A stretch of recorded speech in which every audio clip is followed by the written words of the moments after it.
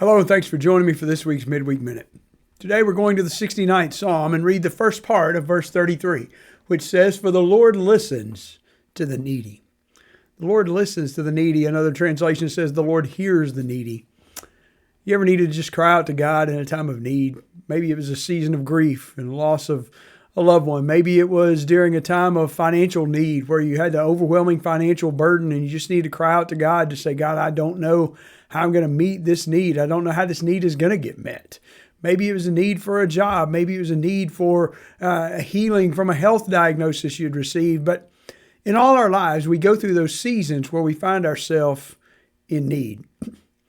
In my personal quiet time several weeks ago, I was reading Oswald Chambers' words where he made the comment that God doesn't spare the believer, I'm paraphrasing here, but God doesn't spare the believer from hard times, but God walks with us through those hard times.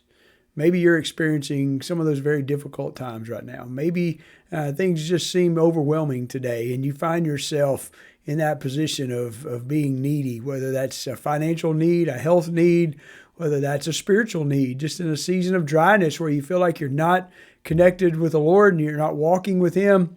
Whatever need you may be facing today, though it may seem by human standards insurmountable, remember this: God is walking with you through that, and God is near. And He will come near, because the psalmist reminds us, the Lord listens to the needy. He hears the cry of the needy. If you have that need in your life today, cry out to God. He will come near. He'll come running. He'll be there. I'll see you again next week for another Midweek Minute.